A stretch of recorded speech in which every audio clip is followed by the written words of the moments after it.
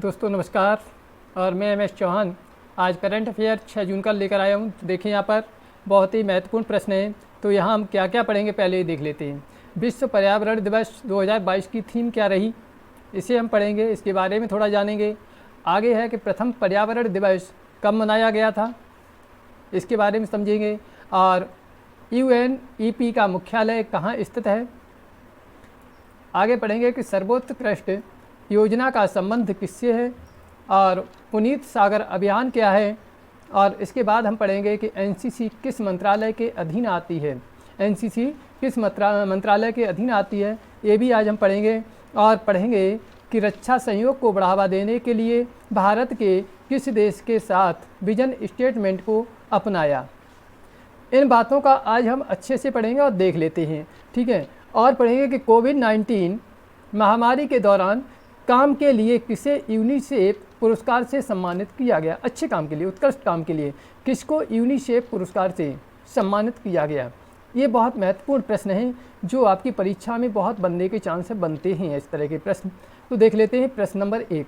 प्रश्न नंबर 1 है कि विश्व पर्यावरण दिवस 2022 की थीम क्या रही। दोस्तों अगर अभी तक आपने लाइक नहीं किया तो लाइक कर दें और शेयर कर दें और अगर आपने सब्सक्राइब नहीं किया तो ज़रूर कर लें और बेल आइकन को दबा दें, जिससे कि जो भी हमारी यहाँ की नोटिफिकेशन होगी वो आपको तुरंत मिलती रहेगी। और आप हमारे डिस्क्रिप्शन में बॉक्स में जा कर के हमें फेसबुक, इंस्टाग्राम और टेलीग्राम पर भी फॉलो कर सकते हैं। तो आप वहाँ से भी, आपका लिंक दिया हुआ है, वहाँ से लिंक में आप पढ़ सकते हैं, ठीक है। तो वहाँ से आप जुड़ जाएँ। चलिए देखें ऑप्शन क्या क्या है कि पेड़ों को हरा भरा रखना, only one earth, save earth and water या सेव ग्रीन ट्री। तो कौन सा यहाँ पर ऑप्शन सही होगा। तो दोस्तों यहाँ देखिए कि आपका ऑप्शन सही होगा जो 2022 की थीम है। ये थीम बहुत पूछी जाती है। तो option B only one earth, only one earth, ये आपका आंसर होगा।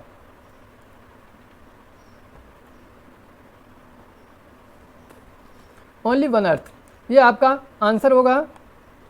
आगे देख लेते हैं इसके बारे में थोड़ा सा। देखिए ये जो विश्व पर्यावरण दिवस कब मनाया जाता है, 5 जून को। कब मनाया जाता है, 5 जून को। और प्रथम पर्यावरण दिवस कब मनाया गया, 1994 में। प्रथम पर्यावरण दिवस 1994 में मनाया गया, 1994 को। और देखिए 5 जून 1972 में स्टॉकहोम सम्मेलन आयोजित होता है, किया गया था। और इसी समय संयुक्त राष्ट्र पर्यावरण कार्यक्रम, जिसे कहते हैं UNEP, united nation environment programme, इसकी स्थापना यहीं पर की गई थी, ठीक है। और UNEP united nation environment programme, इसका मुख्यालय कहाँ पर है, ये आप देख लें, नैरोबी। बहुत महत्वपूर्ण है, कई बार पूछा गया है, नैरोबी। और नैरोबी कहाँ पर है, ये केन्या में है। केन्या देश है, उसमें नैरोबी भी UNEP का मुख्यालय है। Very very important. आगे देखें प्रश्न नंबर 2 है कि हाल ही में केंद्रीय सामाजिक न्याय और अधिकारिता मंत्री जिन्होंने श्रेष्ठ योजना का शुभारंभ किया वो कौन है। यानी आपको बताना है कि केंद्रीय सामाजिक न्याय और अधिकारिता मंत्री भारत के कौन हैं। ऑप्शन देख लेते हैं, डॉक्टर वीरेंद्र कुमार, पीयूष गोयल, नरेंद्र तोमर या निर्मला सीतारमन। तो यहाँ दोस्तों आपका आंसर कौन सा होगा कि जो आपके केंद्रीय सामाजिक न्याय और अधिकारिता मंत्री हैं वो अभी प्रेजेंट में डॉक्टर वीरेंद्र कुमार जी हैं। डॉक्टर वीरेंद्र कुमार जी। अब इनके बारे में थोड़ा सा समझ लेते हैं। ये श्रेष्ठ योजना है क्या।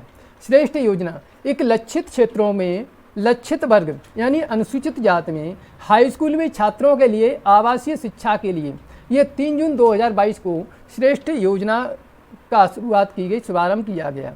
तो ये आप समझ पाएंगे, यहाँ पर बहुत ही महत्वपूर्ण है। जो योजनाएं अभी लॉन्च होती हैं, इन योजनाओं से काफ़ी प्रश्न बनते हैं, तो यहाँ आप समझ लेंगे। आगे देखते हैं कि हाल ही में रक्षा सहयोग को बढ़ावा देने के लिए भारत ने किस देश के साथ विजन स्टेटमेंट को अपनाया। Very very important. ऑप्शन देख लेते हैं, जापान, चीन, इजराइल या साउथ कोरिया। तो यहाँ आंसर आपका कौन होगा, थोड़ा सा कमेंट भी करते रहे आप लोग। देखिए इजराइल, कौन सा होगा, इजराइल। अगर अभी तक आपने लाइक नहीं किया तो ज़रूर कर दें और अपने दोस्तों को शेयर करते रहें। और इतना ज़रूर कहूँगा कि आप लोग सब्सक्राइब जरूर कर लें हमारे चैनल को, और इसमें बेल आइकन भी आप दबा दें और आप फेसबुक, इंस्टाग्राम और टेलीग्राम पर आप जुड़ सकते हैं हमारे साथ। लिंक इसका डिस्क्रिप्शन बॉक्स में है, वहाँ से आपको मिल जाएगा। तो यहाँ आंसर क्या होगा? इजराइल। अब इसके बारे में थोड़ा सा जान लेते हैं। देखिए 2 जून 2022 को नई दिल्ली में भारत और इजराइल ने दोनों देशों के बीच रक्षा सहयोग को और मजबूत करने के लिए एक विजन स्टेटमेंट को अपनाया। विजन स्टेटमेंट, और ये क्या है विजन स्टेटमेंट, इसके बारे में समझिए। ये भारत के जो रक्षा मंत्री हैं, क्या भारत और इजराइल के बीच, दोनों देशों के बीच रक्षा सहयोग को मजबूत करने के लिए जो समझौता है उसे कहा गया विजन स्टेटमेंट। और भारत की तरफ से रक्षा मंत्री कौन है? भारत के राजनाथ सिंह।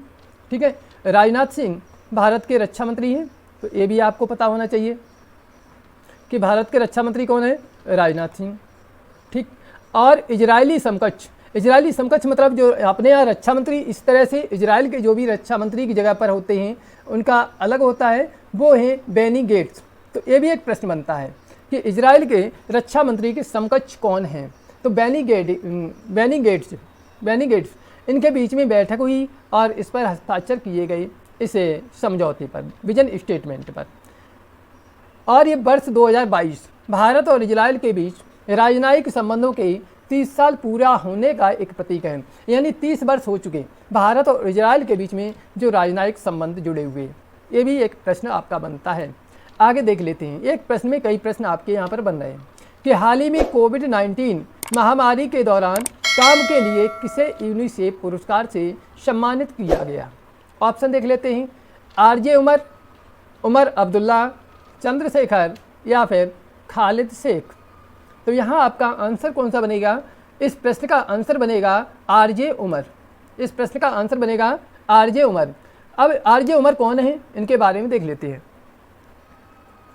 आरजे उमर को यह पुरस्कार महामारी के दौरान दर्शकों तक पहुंचने के लिए जागरूकता प्रदान करने, इन्होंने जागरूकता इन्होंने फैलाई दर्शकों तक, और अफवाहों का मुकाबला करने के लिए अनेक काम के लिए दिया गया।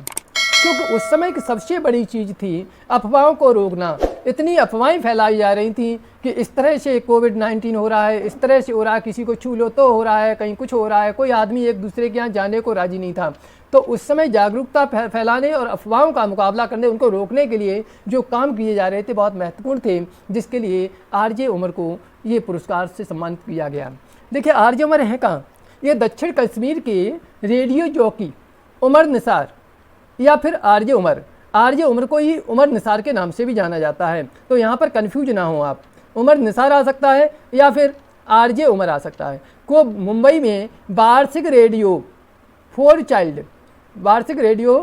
चाइल्ड 2022 है ना अवार्ड में संयुक्त राष्ट्र अंतर्राष्ट्रीय बाल आपातकालीन कोष, वेरी इंपॉर्टेंट, संयुक्त राष्ट्र अंतर्राष्ट्रीय बाल आपातकालीन कोष यानी यूनिसेफ, क्या है? यूनिसेफ द्वारा एक सर्वश्रेष्ठ परियोजना पुरस्कार और प्रतिरक्षण चैंपियन पुरस्कार से सम्मानित किया गया। बहुत वेरी इंपॉर्टेंट यहाँ पर प्रश्न बनेगा ये, क्योंकि कोविड-19 पर बहुत कुछ यहाँ पर अभी दिया जा रहा है। जो बच्चे अनाथ हो गए, जिनके मदर फादर कोविड-19 की वजह से एक्सपायर हो गए, उनको कितना बड़ा पुरस्कार जो सरकार की तरफ से दिया जा रहा, पूरी पढ़ाई का खर्च, उनका सब कुछ देख रेख, पूरी व्यवस्था यहाँ पर की जा रही है, और अभी पेंशन भी उनकी बन गई।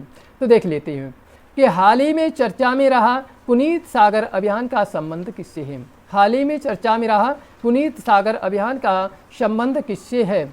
ऑप्शन देख लेते हैं, पुलिस, CISF, NCC या इनमें से कोई नहीं। पुनीत सागर अभियान का बहुत इंपॉर्टेंट। तो यहाँ पर देखिए कौन सा आपका ऑप्शन सही होगा। इस प्रश्न का आंसर होगा दोस्तों NCC, नेशनल कैडेट कोर, ठीक है, NCC। अब इसके बारे में थोड़ा सा समझ लेते हैं। पुनीत का अर्थ होता है स्वच्छ या निर्मल, और सागर का अर्थ होता है जल स्रोत से। तो यहाँ पर इसका क्या होगा? जल स्रोतों को स्वच्छ करना।